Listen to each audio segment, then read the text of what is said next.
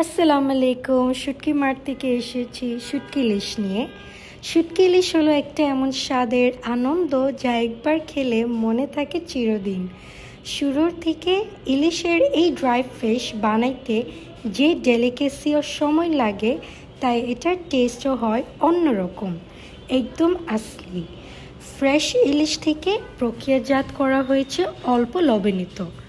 আমরা খুব সতর্কতা অবলম্বনভাবে প্রত্যেক দিনের অর্ডারগুলো প্যাকেজ করি যাতে কোয়ালিটি একদম ফ্রেশ থাকে।